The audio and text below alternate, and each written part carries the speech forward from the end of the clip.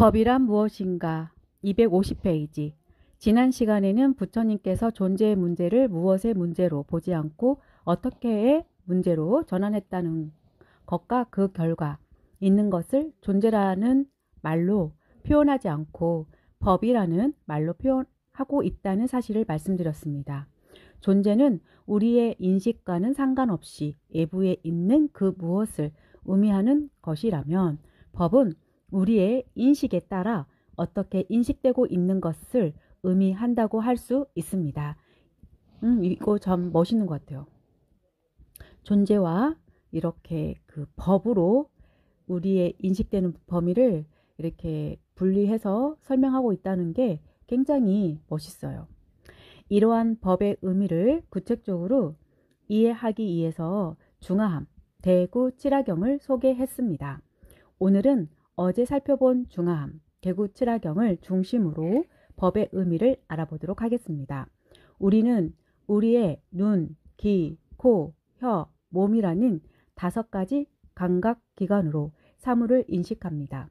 이것을 불교에서는 오근이라고 부릅니다. 그런데 만약 오근만 있다고 한다면 우리는 색깔, 소리, 향기, 맛, 촉감 등은 인식할 수 있지만 사과나 책상이나 나무 같은 것은 인식할 수 없습니다. 왜냐하면 눈은 색감만을 인식하고 귀는 소리만을 인식하는데 사과나 나무는 색깔만 있는 것이 아니라 향기와 맛과 촉감이 있기 때문입니다. 따라서 모습과 맛과 향기를 지닌 사과는 눈, 귀, 코와 같은 오근이 인식하는 게 아닐 것입니다. 그런데도 우리는 분명히 사과를 인식하고 있습니다. 그렇다면 우리는 오근 이외에 사물을 인식하는 다른 인식기관이 있다고 하지 않을 수 없습니다. 이것을 불교에서는 의근이라고 부릅니다. 오근이 각각 개인적 경계를 대상으로 인식하면 의근은 이들이 인식한 내용을 종합하여 자신의 경계로 만들어서 그것을 대상으로 인식하는 것입니다. 그러니까 사과에 대하여 눈이 인식한 색깔과 모양, 코가 인식한 향기, 혀가 인식한 맛을 의근이 종합하여 둥글고 붉은 향기로운 달콤 새콤한 것이 사과라고 판단하는 것입니다. 우리가 눈으로 사과를 보지 않아도 사과를 생각할 수 있고 사과를 생각하면 그것이 향기롭고 달콤 새콤한 맛있는 과일임을 알 수 있는 것은 우리에게 이와 같은 의근이 있기 때문입니다. 그렇다면 의근이 인식한 사과는 우리의 몸 밖에 있습니까? 대구 칠화경에서 구치라는 그렇지 않다고 이야기합니다. 의근의 대상이 되는 경계는 무엇에 의지하고 있는가를 묻는 사리불에게 구치라는 의근의 대상이 되는 경계는 의근에 유지하고 있다고 말하고 있는 것입니다. 이 말이 우리에게는 선뜻 이해가 되지 않습니다.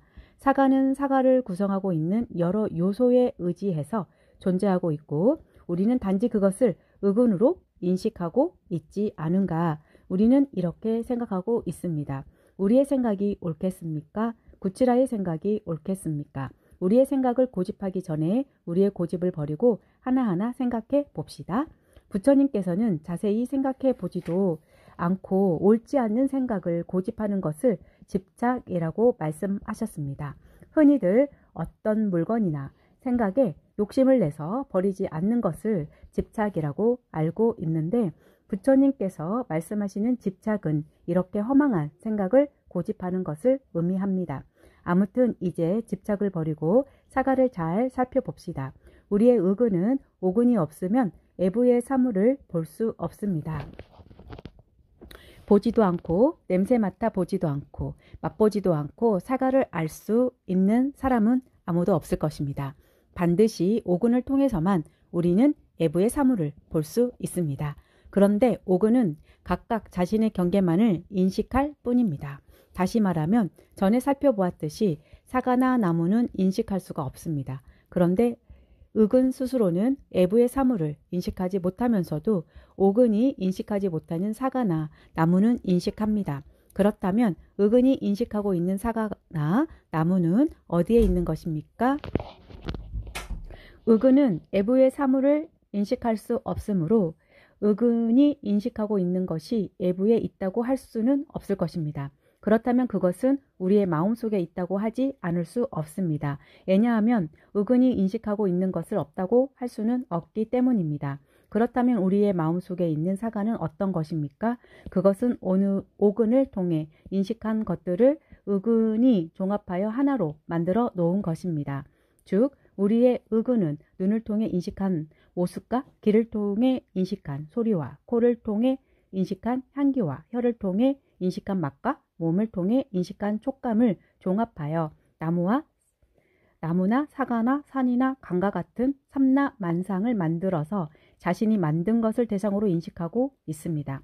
이와 같이 우리가 인식하고 있는 모든 사물은 그것이 외부에 존재하고 있는 것이 아니라 우리의 마음이 만들어 놓은 것입니다. 그래서 부처님은 우리에게 인식되는 모든 사물을 존재라고 부르지 않고 법이라고 부릅니다. 그리고 이 법을 의근이 인식하는 대상이라고 말하고 있습니다. 아마 여러분들은 아직도 의심이 남아 있을 것입니다. 사과나 나무와 같은 것은 우리의 마음이 만들었기 때문에 우리의 마음 안에 있는 것이라고 할지라도 빛깔이나 소리나 향기 등은 오근이 애부에 있는 대상을 인식한 것이기 때문에 그것은 애부의 존재가 아닐까. 그런데 부처님은 이들도 법이라고 부른다면 이는 잘못된 것이 아닌가.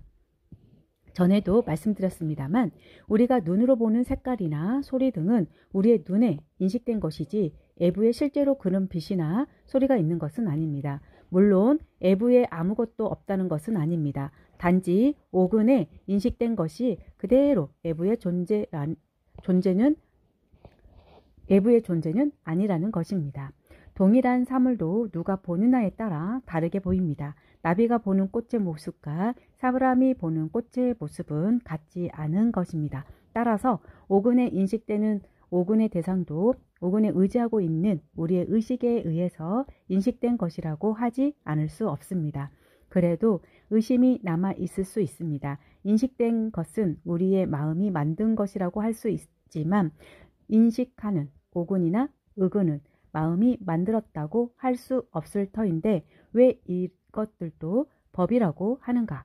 이 같은 생각을 한 사람이 서양의 철학자 데카르트입니다. 그는 세상의 모든 것은 그것이 참으로 존재하는지 거짓으로 존재하는지 의심할 수 있지만 그것을 의심하고 있는 자기 자신의 존재는 의심할 수 없이 존재한다는 결론을 얻었습니다. 그래서 그는 나는 생각한다. 그러므로 나는 존재한다라고 이야기했습니다.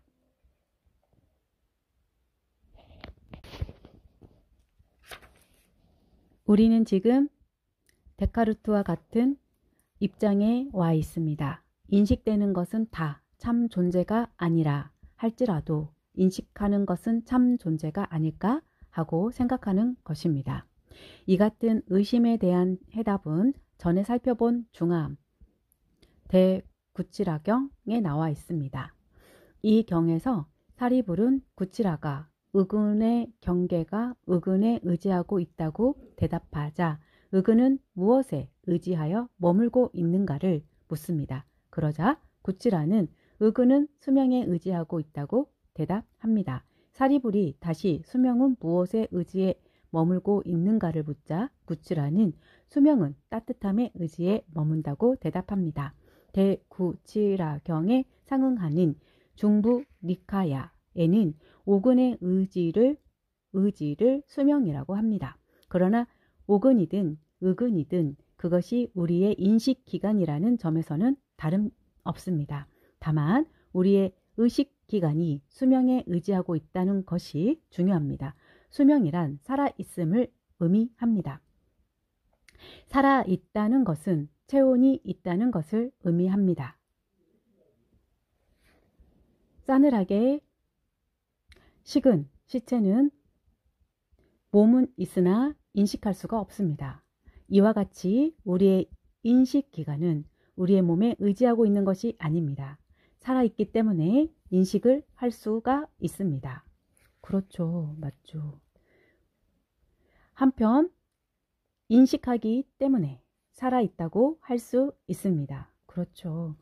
인식은 살아있음의 특성인 것입니다. 비유하면 등불이 탈 때 불빛 때문에 불꽃이 보입니다. 그리고 불꽃은 불빛 때문에 보입니다. 살아있음이 불꽃이라면 인식은 불빛입니다. 이와 같이 오근이나 의근은 몸에 붙어 있는 존재가 아니라 살아있기 때문에 나타나는 현상입니다. 그렇죠. 당연하죠.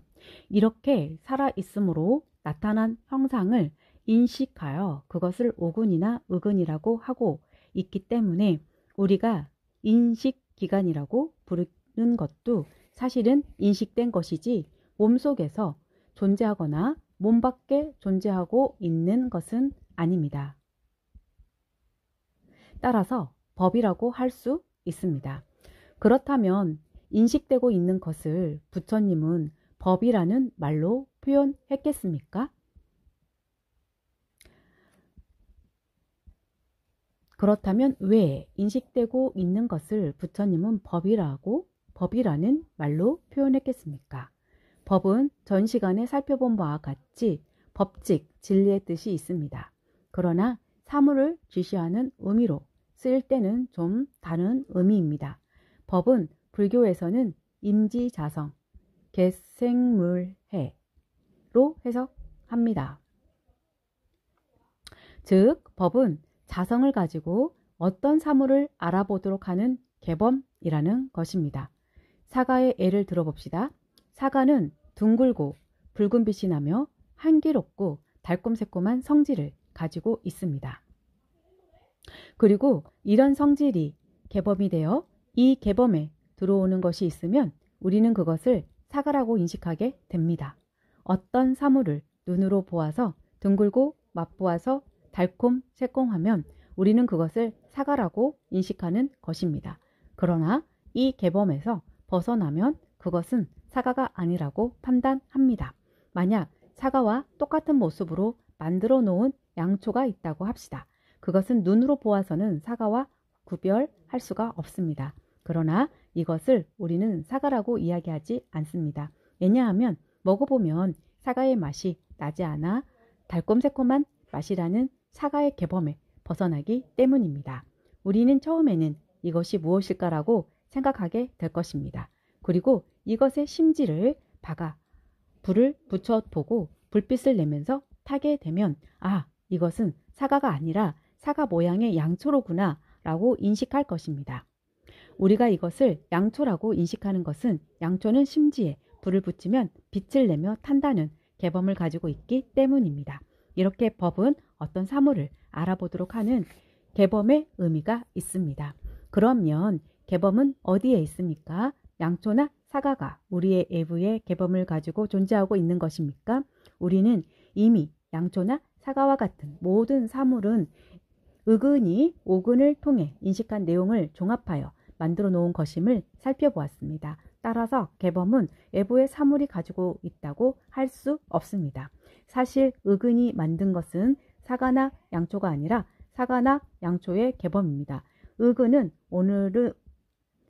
오근을 통해 인식한 내용을 가지고 사물의 개범을 만들어 놓고 눈이나 귀와 같은 오근을 통해 어떤 것이 지각되면 그것을 이미 만들어 놓은 개범에 맞추어 봅니다. 그래서 자신이 만들어 놓은 개범에 맞는 것이 있으면 그 개범이 지시하는 사물로 인식하게 됩니다. 그러나 자신이 만들어 놓은 개범의 어느 것과도 맞지 않으면 그것은 알 수 없는 것이라고 생각합니다. 그리고 그것을 인식할 수 있는 개범을 새로 만들어서 새로운 지식으로 삼습니다. 책상을 모른다는 것은 책상의 개범을 의근이 아직 만들어 놓지 않았다는 것을 의미합니다. 그러다가 책상을 처음 보고 누군가가 그것을 책을 놓고 보는 상이라는 것을 알려주면 이때 비로소 그 사람의 마음에 책상의 개범이 생겨서 책상을 알아보게 됩니다. 이렇게 개범은 우리의 의근이 만들어서 마음속에 지니고 있습니다. 이것을 부처님은 법이라고 부르고 있는 것입니다. 법의 의미를 바르게 이해하는 것은 불교 이해의 초석이 됩니다. 부처님은 모든 것을 이렇게 법의 의미로 말씀하셨습니다. 그런데 그 말씀을 존재의 의미로 듣고 있으니 불교가 어렵게 느껴지는 것입니다. 이제 법의 의미를 알았으니 앞으로는 부처님의 말씀이 전보다 훨씬 잘 이해가 될 것으로 생각합니다.